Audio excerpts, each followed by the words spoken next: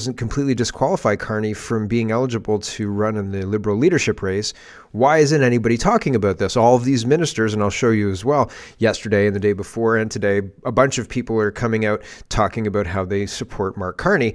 And wow, that's uncomfortable. You know what I mean? There are weird connections there that really should be examined and aren't being. And the opposition isn't even really bringing it up. Nobody's bringing it up. It's really, really strange. Even the media's not really talking about it. It's kind of alt media's talking about it, and it's being ignored. So we're gonna lead with that. We're gonna talk about that because I think it's important. Tariffs. I do not think. Hold on. I'll talk about the other things, and then I'll talk about the tariffs. Champagne is talking about a new world order to Vasi Coppola, so I'll show you that. 3-year convoy anniversary is yesterday. The people remember standing on the overpasses and clapping as the convoys went through and sending $20 million to the truckers to support them in their fight against the tyranny of our government. Yeah, I remember all of that, right? I think it was crazy 3 years ago, and we're still dealing with the legal fallout, which is on purpose. It's lawcraft, and they do it to scare people and intimidate them into not actually doing something like that again, standing up for themselves. We're going to start with Carney, etc., but I want to talk about Trump and the tariffs. The tariffs and Canada have nothing to do with Canada, have absolutely zero to do with Canada. In fact, somebody probably said, hey, what about Canada? And Trump said offhandedly, well, Canada will become a state. And that was the solution. And it made perfect sense. And I think the longer this goes on, we are languishing, Canada's languishing under a government that is full of insiders, and they have no incentive to give up their power, and they're not going to give up their power. So Trump is going to use his leverage to make it uncomfortable for Canadians, thereby making it uncomfortable for the politicians in Canada, and then offering Canadians a better deal than their politicians could ever offer them. And that's what's going on. The tariffs are all about the United States. Trump wants to fight for the American people, and tariffs are a good system to make the American people rich. I'm going to let Trump explain it all, but the tariffs are not a weapon Trump is trying to use against Canada. The tariffs are a tool to enrich the United States on the back of the rest of the world in a very straightforward way, and everybody gets something for it. Like, you want access to sell cars to the United States? Okay, give us 10% tariffs and you can sell your cars to the United States. No problems at all. And Toyota would gladly pay it. Mazda would gladly pay it. No problems. No problem. 10%? Okay, sure, great. No problems. Yeah, that's fine. 10%, we understand. We understand the deal. We can make that math work, right? And so he's using it to give America a shot in the arm. And he wants to remove income tax. He didn't look at this and say, how can I mess with Canada? How can I make Canada do what I want them to do? That was never his motivation. His motivation has first and foremost been to enrich the United States using all powers that he can. He looked at history and said, that seemed like a good system. Why can't we do that now? And everybody said, we can do that now. But what about Canada? And he said, don't worry, they'll become a state. And here we are, right? And we've screwed up our finances since 1913 when the United States made this change. We could stand on our own at that point in time when the tariffs were in, and I don't know what the deal was or whatever. I don't know what the political circumstances were then, tariffs, agreements, and all the rest of it. I have no idea. But I assume that we could stand on our own and make our own country work without the support of the United States broadly. And now that's not true. And so we're snookered because our leadership is stupid, and we did that to ourselves, unfortunately, or we've been attacked by people who did that to us and we didn't stop it. So there's lots to get to. Let's get to it. First, we're going to talk about Mark Carney. Bradshaw says Buckingham Palace admits Prince Andrew paid for the Bank of England Mark Carney's party. Daily Mail Online is reporting Carney likes to party with Prince Andrew. Who else attended these parties? Ghislaine Maxwell? Epstein? Who else? Right? Here is Western Standard. Mark Carney attended Prince Andrew's palace dinner after Jeffrey Epstein scandal. So Mark Carney was still connected with these people after the Jeffrey Epstein scandal broke in 2008. This is 2013, I think they're talking about. I don't know the date of the party. I thought I saw 2013, but I'm not sure. The tenure for Mark Carney. Did he take over Bank of Canada or Bank of England in 2013 to 18, 19, something like that? Here is Mark Carney. Pure Love says, Dear President Trump, the future of Canada might rest on the release of the Epstein client list. Please release this information as soon as possible. Thank you. And it's got Mark Carney and Ghislaine Maxwell sitting side by side, and Mark Carney's wife is in the far right of the shot there. You can see just her face and strong chin. So Andy Lee says Mark Carney meets with BMO's wealth management chair. BMO employees are currently under scrutiny for a massive pump and dump scheme after issuing market after issuing market performs for now insolvent Lion Electric. Investors and taxpayers lost millions. Insiders dumped their shares and got rich. So the way BMO behaved made it look like Lion Electric's electric buses were viable and able to roll out, and just like investing on the ground floor of a Ford or something like that, or a Elliott Coach Lines or something, right? And then after they got all rich, they dumped the shares and Lion Electric went bankrupt. And so now they're investigating it. Who's at the center of that? Well, Mark Carney says, I've known Scott Bryson for more than 20 years. He put Canada first. He knows what it takes to grow our economy and has devoted so much of his life to public service. Scott and Max, I'm honored to be able to count on your support. So remember Scott Bryson, if he hadn't resigned, we'd still have Jody Wilson-Raybould as the Attorney General today. Is that too far back to tag? Jeepers creepers. That's a long time ago, right? Like we're going to mention it in the next, I'll mention it right now and then I'll come back. Andrew says, Scott Bryson was at the center of Trudeau's most egregious early scandals, that of the railroading of Vice Admiral Norman. On specious grounds, Telford and Butts played enthusiastic and sly roles in engineering the scheme. They seemed set on getting the old band back together. Do they really think Canadians? I thought they were going to talk. I thought he was going to talk about the Jody Wilson-Raybould scandal. Also, a big player in the Jody Wilson-Raybould scandal too. So it's very interesting, and all of these people.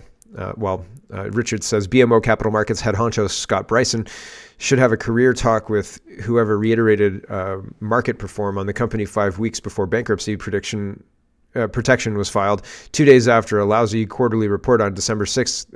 Why? December 6th, 84. Why? And so they're going through what they did, what BMO and Scott Bryson and all these people did to pump and dump the stock. And Mark Carney saying, these guys are awesome. Look at, his teeth. I can't look. Here is Mark Carney again. He says, thrilled to have Mark Miller on the team. Thrilled to have Mark Miller on the team, so much so that I put him to work this morning, helping out our volunteers and checking in on supporters. So Mark Miller's taking time out of his duty as immigration minister. Or is he the housing minister now? I can never remember. I think he's immigration minister. Yeah, he's immigration minister.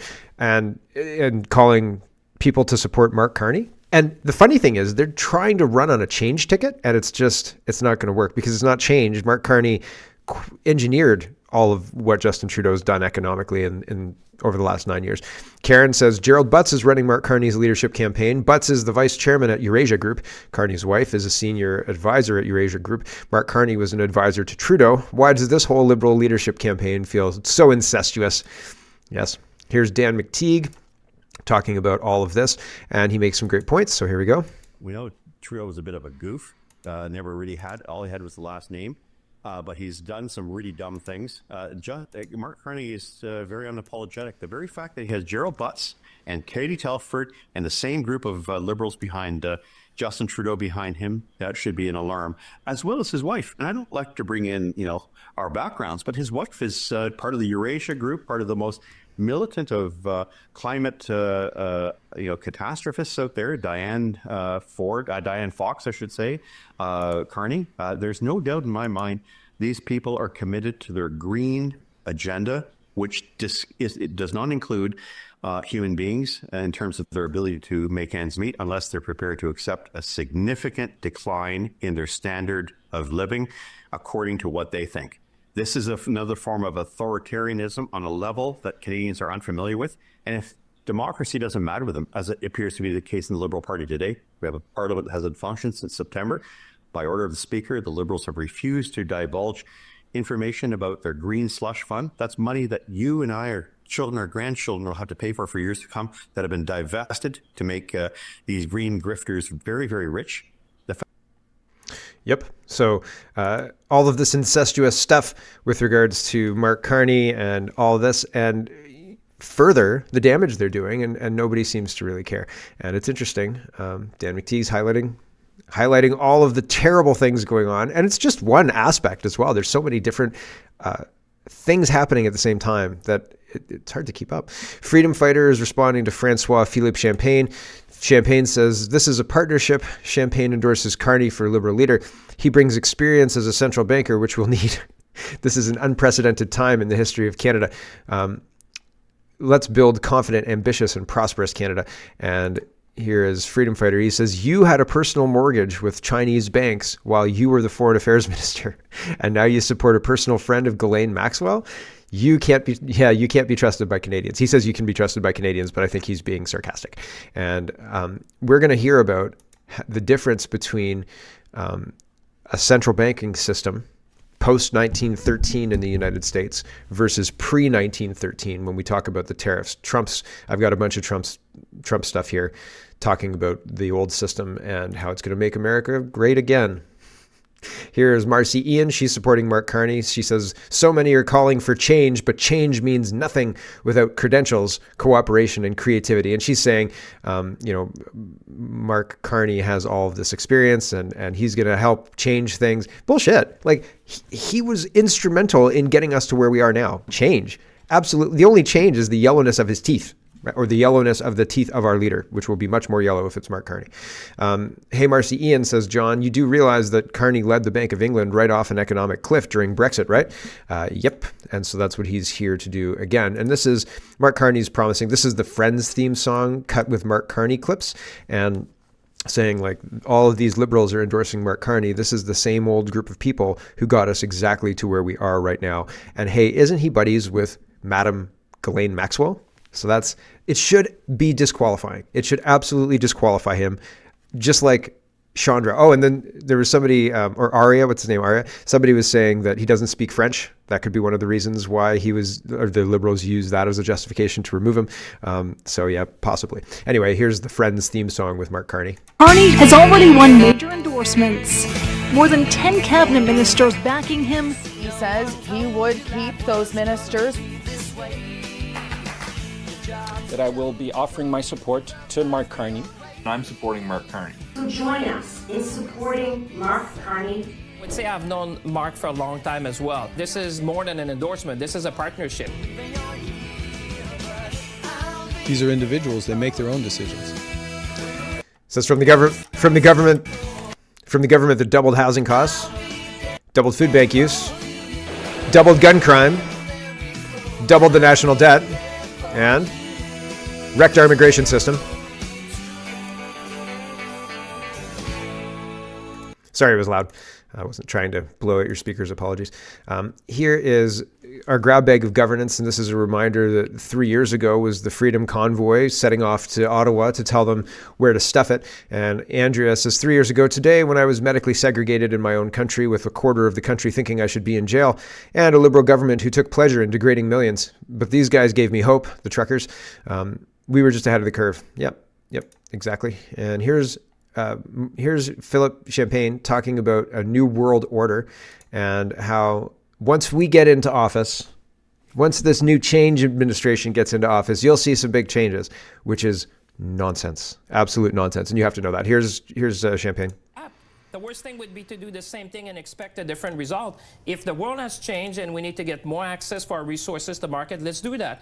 And one of the things that I'm reminded... Are you trying to say we didn't need that access 5 years ago, 6 years ago, that's during what I'm Ukraine's saying. war on But Russia? I'm saying there's a new momentum, and I think Canadians feel it. Because, it's something for me and others to wish it. But if all Canadians come together and say, you know what, this is our moment. This is our moment to make sure that, we make ourselves more resilient in the 21st century. It's elbows up. Pax Americana is behind us. Everyone for himself. This is a new world order. You've heard that. You've heard the president's speech at Davos. So for me, I get it. So we're going to get our act together. We're going to do things perhaps faster than we ever done. A Liberal government would be open to getting LNG out to other markets, to more pipelines, to be explicit, because and I just have to gently challenge you, because I take your point that things have changed. I wouldn't disregard that. But the impetus or the ask for our products to get elsewhere or to have the ability to do that did exist years ago, and your government chose a different direction at the time. Let's not look at behind. We're looking ahead. This is a new leader. We're not looking behind. Yeah, but you want Canadians to trust you for the future. Canadians, trust me. You'll see when we get in office how quickly we can things. Because now we're aligned. Because Canadians are aligned. I agree with what you said, but I think, as a nation, we might have been complacent about, the easy export. But this is a different world. I think Canadians, people... New world order, he says. Give me a break. I don't trust these snake oil salesmen. Cedar Grove Weather Hub says January heating bill for a family of 3 in Eastern Ontario. The fact that there's not been an open revolution in our streets further proves that the country is filled with an insurmountable number of government loving idiots. If banning kids from restaurants didn't already prove it. So it's $857 in use, $122 in carbon tax, $127 in HST, to $1,107. So that's just crazy. Absolutely crazy. Is that usual for out east? There's got to be a better way to heat homes, right? Get some wood and an axe. Goodness me. That's really expensive, right? Like get some insulation too. Is that just the cost of propane liters? Is it propane? Petroleum class 1? I'm assuming propane, but maybe I'm wrong about that. Maybe it's oil. Seems very expensive. Martin says, today the House of Commons should have been back in session, but instead of calling an election, Justin Trudeau has suspended Parliament for 3 months to avoid accountability. Canadians want an election now. Yep. Laurie Goldstein says, obesity rate in Canada, Canadian military, higher than for general population, says the internal briefing. 78% of men in the military considered obese or overweight compared to 68% in the overall population. Rate for women in the military is also higher. I think that it's interesting. Like when you're depressed, you eat. When you're happy, you eat too, I guess. But when you're depressed, you eat. And so I don't know how you could be in the Canadian military and not be a little depressed about what's going on. So like, what are you going to do, right? You're going to get a donut. You're going to be like, well, I'm going to go out for a coffee run. I don't want to do this right now because this is like DEI garbage and I'm just going to try and avoid it. So I'm going to go check out, a coffee run, or I'm going to go to the tree for a smoke or something like that, right? So I'm not surprised by this. And I feel like it's part of the demoralization and getting Canada out of fighting shape. Like, oh, we have a military, but all they do is sit behind their desk all day and play some road hockey or whatever sometimes. And so they're not in shape to actually fight any kind of wars, despite training sometimes to do that when we have the fuel and sleeping bags. Gov.exe says, even though Trudeau said he's resigning, he flew to Warsaw to meet with Polish Prime Minister and sign a nuclear energy deal. Why is he making deals in Poland when Parliament is prorogued and we're facing an economic war with the United States? Trudeau can't even resign properly. Well, he doesn't want to resign, does he? Vivian says, look, Justin Trudeau, even people from other countries remark on your fake Holocaust moment. Whoever is advising you on comms should be pink-slipped. The point here is Justin Trudeau spent an extensive amount of time tweeting about the Holocaust yesterday, and not once did he mention Jews. It was an incredible feat. And I think it's interesting because of Justin Trudeau and his alignment. The fact that he's even celebrating a Holocaust Remembrance Day is interesting. I think he just likes the party and the hobnobbing and the flying places to seem important. I don't think that he actually has any kind of feeling behind this. And the whole everything about this is very, very strange that Justin Trudeau is going to represent Canada on a foreign trip. And further, when did they start doing this whole thing? What year was this started? It wasn't 1945. It wasn't 1946. It wasn't 1956. It wasn't 1957 or 1966. And I don't even think it was 1976. So what year did this start? And how often? Like, I don't think that there's pictures, like Trump didn't go. I don't think there's pictures of other U.S. presidents going to this kind of event. These things have been built up around us, and we didn't notice their absence. But now that they're there, people say, "Look at this. This is an important thing." And like, I think it's a waste of time, waste of money. What are we doing? Like, honestly, John Kay says the unmarked graves social panic of 2021 keeps generating tragicomic subplots. None of the 215 claimed graves were found, but DEI grifters, lobbyists, and political hacks like Mark Miller and academics, settlers on stolen land, all milk it for agriprop or money. So are there similarities here? Are there incentives to do the same thing? They tried to outlaw as denialism anybody saying the story we're told about residential schools is not real. When I say what happened, COVID didn't happen, I'm not saying that the world wasn't locked down. I'm not saying that we had cases of COVID measured daily and that everybody agreed these cases were real and so on and so forth. But now, years later, 3 years later, 4 years later, whatever it is, we all know that That was bullshit. We were manipulated by a government that tried to use bullshit lies and the flu to lock us down. So when I say COVID didn't happen, I think that's an accurate statement. COVID didn't happen. We were lied to by our government about the flu. It didn't happen. It wasn't a pandemic that was of national emergency. They used supranational organizations like the WHO and the United Nations to lock us down and bankrupt our countries. That's all that happened. And with regards to the residential schools, all that happened was some people saw that they could call Canada a genocidal nation if they went down this route of using ground penetrating radar and claiming graves, and they rewrote history to suit that narrative, and it's false. And if you go back further in time, I bet you'd be able to find similarities between what happened in Canada with regards to residential school graves and what happened in Germany with regards to some other stories we're told.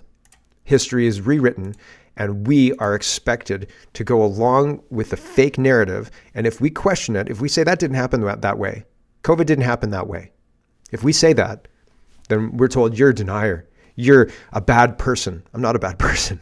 I just understand history, and I've read it. I've read history, and it's so weird to know and to then if everybody believes X and you know X to be false, then the context around X changes too. So everybody says, oh, you're a Nazi, he's a Nazi, there's a Nazi, so on and so forth. But the real context of everything, it's wow, holy smoke. When they say Trump is like Hitler, it's well, actually, there's some real comparisons there, because Hitler was throwing the Marxist bankers out of Germany in order to save the economy from a collapse and so on and so forth. And so what Trump is doing has similarities in that he's motivated, I think, by trying to find the people who are sabotaging the money system and other systems, getting them out. And so there are similarities, right? And in process too, right? If you read Mein Kampf, you'd understand why.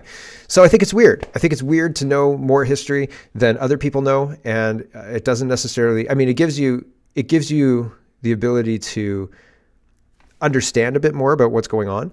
But if you try and tell people about it, they get real upset. So anyway. Moving on. Wall Street Mav says Europeans need to have more babies or they won't be around much longer. So the fertility rate in Europe is very low, extremely low rate or low rate. So 1.4, one is the common amount of babies to have, but not two. Not two. And that's weird, right? So that's weird. 1.39, 1.45, 1.35, 1.36, 1.29, 1.43, 1.45. 1.12, 1.41, 1.63 in France. Is that France? No, maybe not. Maybe. Yeah, that's France, right? Man, my geography is terrible. So pretty crazy stuff going on with the fertility rate, and we should probably fix that, right? And it's we're hardwired to enjoy doing that, but we've turned sex from something that is we've turned sex from something that produces a baby, right, into something that's more a hobby and a pastime. And if you don't have a kink, you're missing out. So we've replaced babies with kinks, and that's weird. That's a weird place to be. Okay. We shouldn't do that. This was weird. This was weird. I read this and I tagged this yesterday.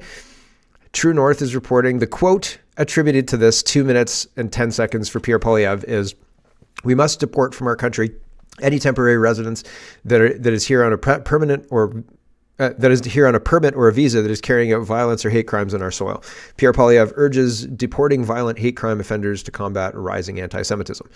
The anti-Semitism is going to be used to crack down on the internet. That's the speech laws Poilievre's going to bring in. And once the door's open, you can open it all the way, right? Once you can say that's anti-Semitic, what about Islamophobic? What about Hindu-phobic? What about Christian-phobic? And then they'll just say, shut up, Christian, because you're not allowed to claim any kind of racism, right? Anyway, I digress. This is eyebrow raising.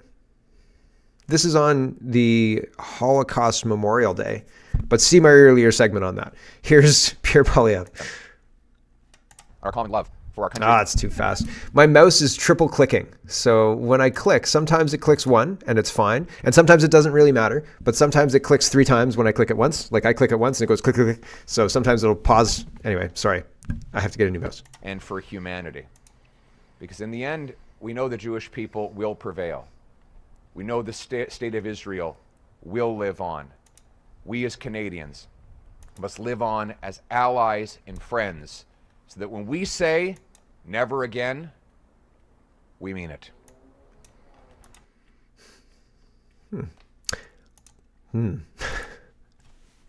Next Prime Minister of Canada, everyone. So weird. The nation of Israel will live on, and we need to live on as allies. Okay, I guess. Alex Pearson says, let's talk about tariffs and Trump. And this is, like, I think this is an important aspect of things. But if Trump decides to spank Canada, he could turn off Line 5. And I don't think Line 5 would be turned off for Michigan, but it would be turned off for Canada, right? And so I don't know how realistic that is, because it would do a lot of damage immediately. Like right away, the shit would hit the fan. There wouldn't, like, gas would be $5 a liter, and they'd have in reserve gas for trucks that are going back and forth to supply grocery stores and things like that. But like, the shit would hit the fan right away. People would be pissed right away. Everybody would be pissed right away. And like, yeah, Line 5, if that goes down, if that's used as a bargaining tool, Canada loses immediately, right away. There is not even any kind of negotiation. Turn it back on. We'll do whatever you want. Like, you win. Sorry, Mr. President. Sorry. That's all we have. There's like a week. I don't think we could even last a week. Alex Pearson says, what's the backup plan if they decide to cut Line 5? National Post says, Canada can use electricity for leverage if the U.S. starts a trade war. Carney says, what nonsense, okay? And C.A. Bird says, it's back in the court today with Michigan wanting it shut down without any tariff involvement. So not even, like, they just want it shut down. It would be catastrophic. So here is what would happen if Line 5 shut down from Enbridge. And it says, according to PFB Energy, which operates one of the two refineries in Toledo, a Line 5 shutdown would put Ohio refineries at risk. The closure of one of those refineries could result in the loss of $5.4 billion in annual economic output to Ohio and Southeast Michigan, and the loss of thousands of direct and contracted skilled trade jobs. A Line 5 shutdown would compromise crude supply to 10 refineries in the region to varying degrees, directly affecting fuel prices. Closing Line 5 would hurt Ohio and Michigan economies and threaten union jobs. There are no viable options for replacing the volume of light crude delivered by Line 5, with rail able to provide less than 10% of that volume. A Line 5 shutdown puts at least 15% of Northwest Ohio's fuel supply at risk, as well as more than half of the jet fuel supplies for the Detroit metro area. But that's the United States, and they wouldn't likely shut it down for Michigan or Ohio or anywhere, but they'd shut it down for Quebec and Ontario because we are on that line. Refineries served by Enbridge in Michigan, Ohio, Pennsylvania, Quebec, and Ontario would receive approximately 45% less crude from Enbridge than their current demand. Michigan would face 756,000 U.S. gallon per day propane supply shortage, and since there are no short-term alternatives for transporting NGL to the market. And in Canada, shutting down Enbridge's Line 5 would be devastating for Eastern Ontario. This is from 2021, but it's applicable today. Energy shortages are a real concern for the industry, but should also be a concern for the average citizen. Currently, Line 5 supplies about 45% of the petroleum refined in Ontario and Quebec. Ontario receives 540,000 barrels a day that is processed into gasoline, diesel, and propane. To give an idea of the scale of the issue, Pearson Airport relies 100% on its jet fuel for Line 5. Moreover, from an economic development point of view, this potential closing will lead to significant major disruptions in supply chains, forcing rationing and ultimately driving up fuel prices for all businesses and the average citizen. Simply put, this line is crucial for our daily lives, and shutting it down will mean there won't be enough fuel to look after our needs, from personal driving, transportation of groceries and goods, heating, fuel, and the fuel needs of industry and farms. Of course, this will affect refinery jobs in places like Sarnia, which expects to lose almost 5,000 quality, high-paying jobs, but indirectly will affect an additional 23,500 jobs. Those jobs are held by real hardworking people. These jobs will be lost at a time that thousands of our neighbors, friends, and families are already facing employment losses due to the pandemic. 21, right? So if that shuts down, it will be a shitstorm. It will be an absolute, utter shitstorm. And so Trump holds all the cards. Trump holds all the cards. There isn't anything. The only thing Canada can do is sell our stuff to other people, diversify what we can sell. If the United States says, F you guys, we don't want anything to do with you because you're a communist hellhole, and the only way we're going to have anything to do with you is if you're onboarded as a state, and we're going to clean out your communist hellhole, by the by. Like, we'd be in a lot of trouble financially. Okay. I think that this tariffs also have absolutely nothing to do with Canada or Mexico. I think the tariffs are Trump wanting to go back to the United States being the greatest superpower in the world. And so he's going to do it because he has the leverage and he wants to. So here's Donald Trump talking about semiconductors and tariffs on semiconductors, and he explains the rationale. Here we go. And he's talking to Joe Biden saying, Joe, you're an idiot who doesn't know how to run anything. Here we go. Particularly in the very near future, we're going to be placing tariffs on foreign production of computer chips, semiconductors, and pharmaceuticals to return production of these essential goods to the United States of America. They left us and they went to Taiwan, which is about 98% of the chip business, by the way. And we want them to come back. And we don't want to give them billions of dollars like this ridiculous program that Biden has. Give everybody billions of dollars. They already have billions of dollars. They've got nothing but money, Joe.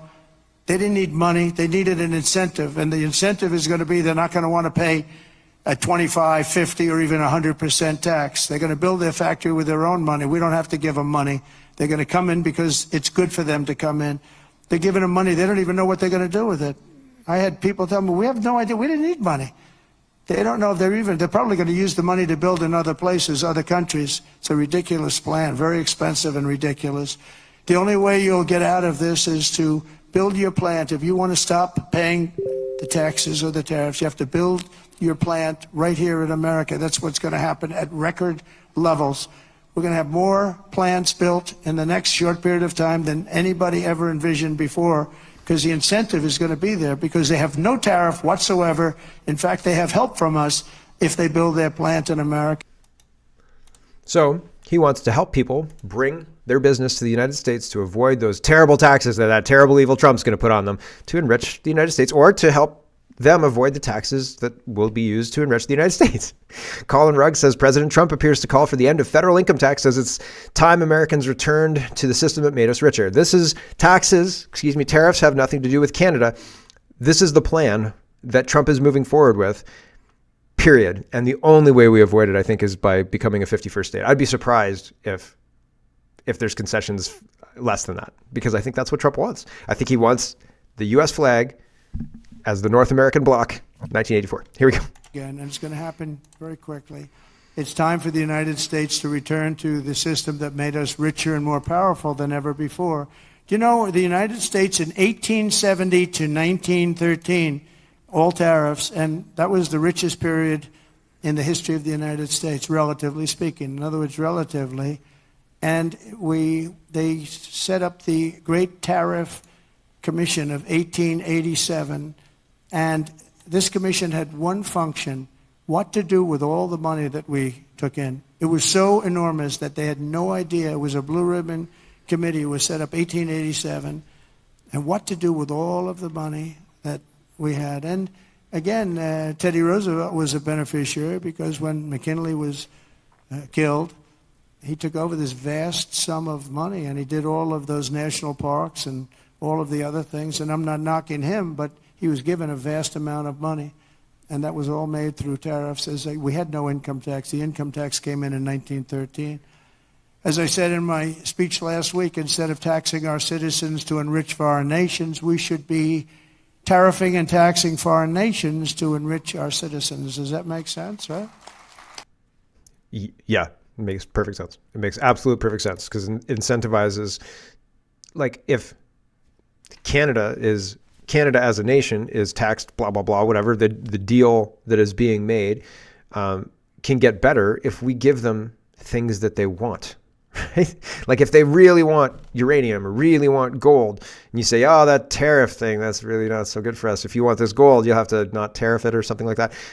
You have leverage then, right? Like, so I don't know. It seems like a fine plan to me. Seems like a plan that will work to achieve what Trump wants. Here's Amuse. Closed borders. Haiti warns Trump that returning the criminals that it sent to the United States will destroy the country.